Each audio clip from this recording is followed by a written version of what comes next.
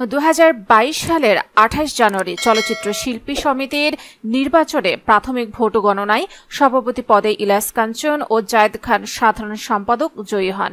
জায়েদ খানের কাছে 13 ভোটে পরাজিত হন চিত্রনায়িকা নিপুণ আক্তার। কিন্তু ফলাফলে অসন্তোষ জানিয়ে ভোট পুনর্গণনার জন্য আপিল করেন নিপুণ, কিন্তু সেখানেও একাই ফলাফল পায় আপিল কমিটি। পরে ঘটনা মামলায় গড়ায়। আদালত থেকে রায় নিয়ে শিল্পী সমিতির চেয়ারে বসেন নিপুণ। তিনি পুরো সময় দায়িত্ব পালন করেন।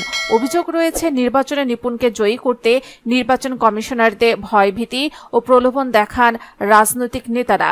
এমনকি নিপুণকে জয়ী করতে প্রধান নির্বাচন কমিশনারের দায়িত্ব পালন করা ফিরোজদা হারুনকে 17 বার ফোন করেন শেখ সেলিম।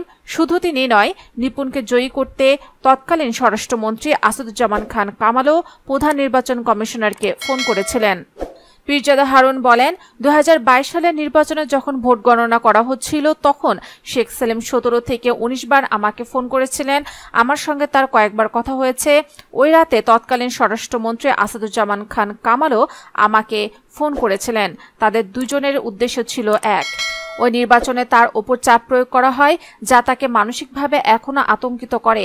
নির্বাচনে নিপুণকে জয়ী দেখাতে অনেক ওপর থেকে এক ক্ষমতাবান রাজনীতিবিদ একের পর এক ফোন করতে থাকেন। তিনি সেই সময় স্বরাষ্ট্র মন্ত্রণালয় সহ প্রায় সব মন্ত্রণালয়ে সরাসরি প্রভাব খাটাতেন, নিয়ন্ত্রণ করতেন বলা যায়, কিন্তু আমি সরাসরি না বলে দেই। পরবর্তী সময় মোবাইল ফোনে ভয়ও দেখানো হয়, এমনকি বড় অঙ্কের অর্থের লোভ দেখানো হয় উল্লেখ করে হারুন বলেন, তখন একের পর এক ফোনে আমাকে ভয় দেখানো হয় যে তুলে নিয়ে যাবে। পরে একটা জায়গায় যেতে বলেন যেখানে বড় অঙ্কের টাকা রাখা ছিল। যখন রাজি হলাম না, তখন ফলাফল নিয়ে মামলা করা হলো।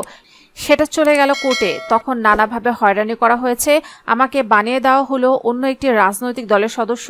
নানা কাণ্ডে আমাকে ছোট করা হলো, এফডিসিতে নিষিদ্ধ করা হলো।